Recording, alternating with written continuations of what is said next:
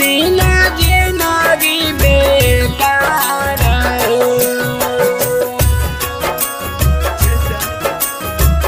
गिरता आंसुओं के धार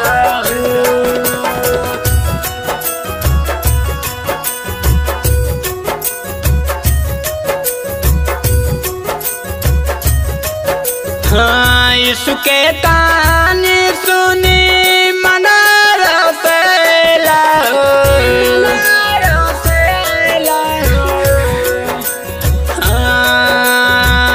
इसके काने सुनी मना रसेला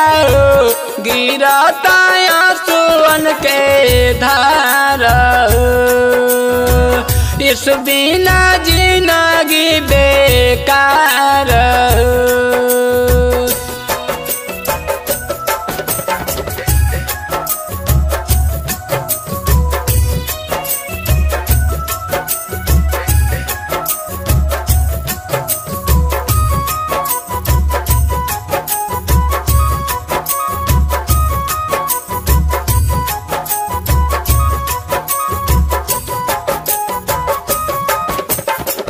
सुना साचु कहे माहे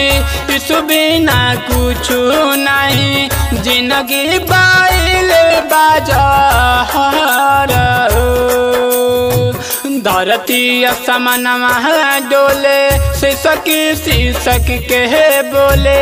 देख जा बाईसु के कबहर देख जा बाईसु के सुन साच कहीं माहे इस बिना कुछ नहीं जिंदगी बाइल बाजार धरती असमनवा डोले शीशक के बोले देख जा बाईसु के कबहर हमारो के ले चला सुधर बारवा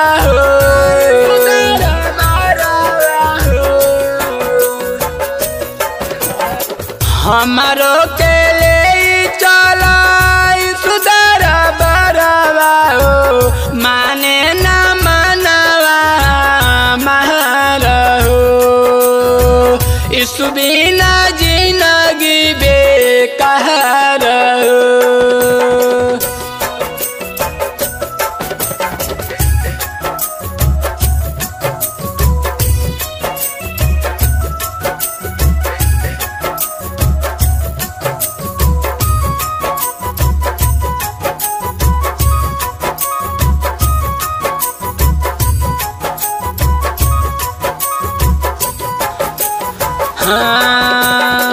पगली के भेसवा भइल मम के करे जवा भइल निंदिया आवेला नहीं रहत चैना खो गइल दिल के मुरझाइल फुलवा खिल के थमला नहीं सूजी हाथ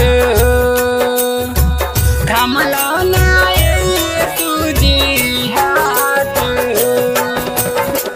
पगली के भेसवा भइल मम के करे जवा भइल निंदिया आवेला नहीं रहत चैना खो गइल दिल के मुरझाइल फुलवा खिल के थमला नहीं सूजी हाथ रोई रोई करिले रोई रोई करिले